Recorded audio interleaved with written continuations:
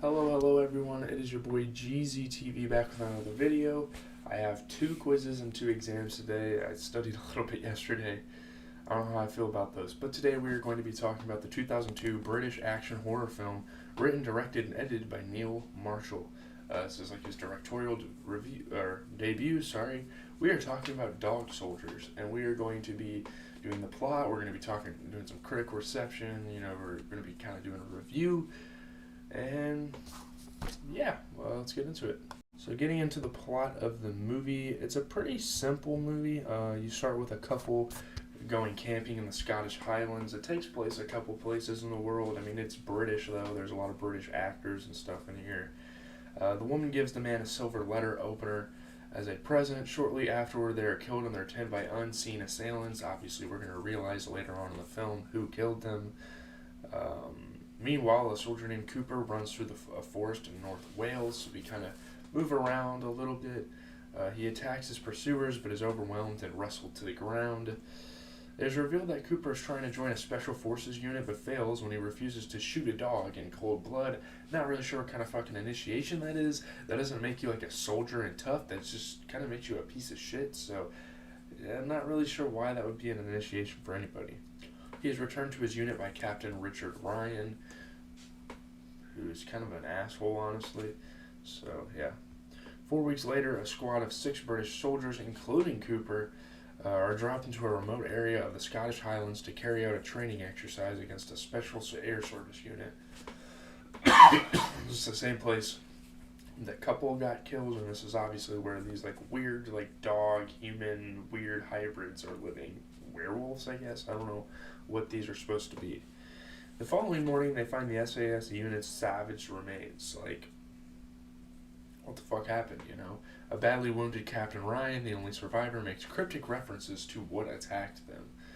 That's crazy, They just get randomly attacked. The troops retreat when unseen assailants begin pursuing them. They see these dogs, these whatever, show up. I don't know. It's weird. It's a weird movie. While retreating, Corporal Bruce is impaled by a tree branch, which kills him, and Sergeant Wells is attacked. So there's 6 of them to start off. A couple of them die throughout the movie. It's almost like a slasher, but except there's not really a human slasher. It's more like a creature feature, I guess. Wells is rescued by Cooper and carried to a rural roadside where the group meets Megan, a zoologist, who takes them to a lonely house belonging to an unknown family. This is a super remote area. She knows that no one's living here. Yada, yada, yada. Soldiers Wells, Cooper, Spoon, Joe, and Terry remain. So, one of the 6 already dies, and there's 5 left. And now 6 are part of their group, and Ryan's alive too, I guess. So as darkness falls, the house is surrounded by attackers who are revealed to be werewolves. So we don't really get that reveal until later on in the film. You kind of assume... The movie's called Dog Soldiers, so I guess you kind of assume there's some sort of dog-like creature, I guess. The survivors try to get in the Land Rover, but find it has been destroyed by the werewolves. So they're not escaping. They gotta hold down this house. There's no way out. There's no cell service. There's nothing convenient like that around. The soldiers maintain a desperate defense against the creatures, believing that if they can make it to sunrise, the werewolves will revert to human form, which is supposedly what's supposed to happen in the urban legends and stuff. But I don't know. Cooper and Megan treat Wells' wounds. After Terry is abducted and their ammunition runs short, they realize they will not be able to hold out and decide to try to escape. This is a fight or flight, and they realize they gotta run. They gotta flight and get the fuck out of there. Spoon creates a diversion while Joe steals a Land Rover from the garage. What's up with these Land Rovers? Joe drives up to the house door but is then killed by a werewolf that was hiding in the back seat, so he dies. Under interrogation, Ryan reveals that he was sent on a government mission to capture a live werewolf for study and exploitation as a weapon. Cooper's squad was supposed to be the bait and considered expendable, which is super fucked up because, yeah, he pretty much got them set up. Oh, man, it's so fucked. An enraged Wells and Cooper attempt to kill Ryan, but he transforms into a werewolf and escapes into the forest. So we don't really see him until later on in the film, I don't think. It is revealed that the U8 family, the owners of the house, are the werewolves, which is kind of crazy. They got infected with the werewolves, and now they're out in the forest. That's why they haven't been in their house, obviously. So the soldiers try blowing up the barn where Megan told them the werewolves must be hiding, using the Land Rover and petrol to create a bomb. I'm not sure why they wouldn't just drive off in the Land Rover. Once the barn is... Yeah, some very interesting decisions. Once the barn has been destroyed, Megan reveals that not only were there no werewolves in the barn, but she is part of the Yue family and a werewolf as well. So I guess there's some interesting reveals, but the movie kind of falls flat, man. I don't think the reveals are done in the best way. I don't know.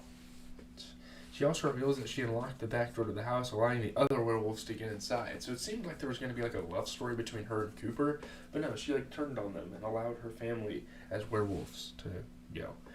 Before she fully transforms, Wells shoots her in the head, and she pretty much dies right there on the spot. He and Cooper run upstairs while Spoon fights a werewolf in the kitchen. So these are like the only 3 soldiers left, pretty much. Using his surroundings to his advantage, he gains the upper hand, but is eventually killed when a second werewolf intervenes. So yeah, Spoon dies as well. Now it's just Wells and Cooper, who are pretty much like the major characters in the army. They shoot through the floor upstairs to elude the werewolves and drop into the kitchen where they find Spoon's remains. Yeah, obviously super unfortunate. As he begins to transform into a werewolf, Wells orders Cooper to take shelter in the cellar and gives him a roll of photographic film, which was in a flash camera used to stun the werewolves to prove what has happened. He's got to take pictures of this, like show your family, this is a spectacle. This is something that no one would ever expect to happen ever. And this video might be a little short, but dude, I don't know. This movie's kind of strange. I'm not sure if I can really get on a good side with this movie. The werewolves break into the kitchen and confront Wells as he cuts a gas line and blows up the house, killing the werewolves and sacrificing himself. So pretty much all the werewolves are dead. Now, and there's this dog, I guess. I don't know if it's like a good luck charm or something, but they introduce this dog in the film, and it's like, what the hell is the point of this? It seems kind of symbolic, but they don't really play on that too much, They don't really use the dog. They don't really utilize it for anything. But it's really interesting, man. I'm not really sure what the purpose was here. But as the sun rises, Cooper attempts to leave, but the werewolf Ryan confronts him. So now it's just him, the dog, and Ryan, the werewolf. After a brutal fight, Cooper stabs Ryan in the chest with the silver letter opener, which I thought was just like a random shank. I didn't even know that was a fucking thing. And by the way, this movie, like, if you didn't see the year in which this movie was released, you would think it released in like the 70s. This is the most outdated fucking film. I don't know, like, I guess they did it on purpose to kind of give this classic feel.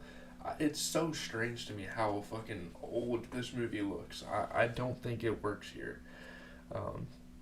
So Ryan gets weakened enough to allow Cooper to shoot him in the head.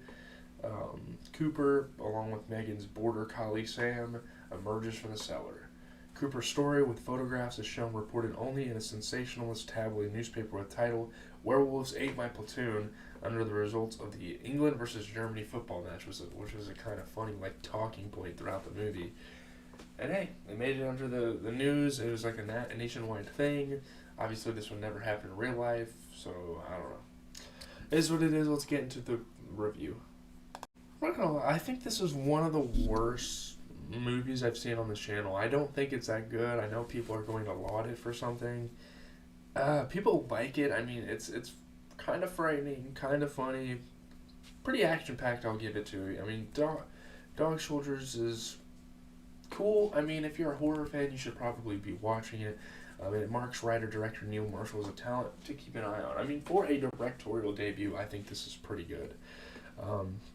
Dog Soldiers ditches the drama of the original Wolfman of the 1940s and pushes Dog Soldiers into aliens territory as 7-foot lycanthropes besiege a tiny cottage while macho soldiers fight for their lives. It kind of gives you like a Predator vibe almost, It really does. It's got that those soldiers. Apparently there was an original called Wolfman that's really interesting. It's a rip-roaring comedy action fest that'll put hairs on your chest. I guess it is pretty intense. Despite the limitations of the film, the talent shown by Marshall in his debut feature was great. I mean, you can easily draw a clear line through this to his later work. Dog Soldiers has aged kind of well, I guess. I guess over the last 20 years or so, people have started to gain a liking for this film. I don't like it. I don't really like it. I don't think it's terrible or anything. It's a fun little casual movie to put on, but it's not something I'm going to return to probably ever again. I mean, it's just, for the channel and for horror fans, this is kind of an essential to be reviewing. So that's kind of why I did it. But I'm out, guys. Leave a like, comment, and subscribe. I got to leave for class in like 20 minutes, so I got to kind of bundle everything together. Hopefully get this video out before I go to class. That would be really nice, so at lunch I don't really have to make any more videos. But, yeah, man. Hopefully you guys enjoy the rest of your day. Whatever. I'm going to have a pretty brutal day with these quizzes and stuff, but, yeah, it is what it is. I'm out.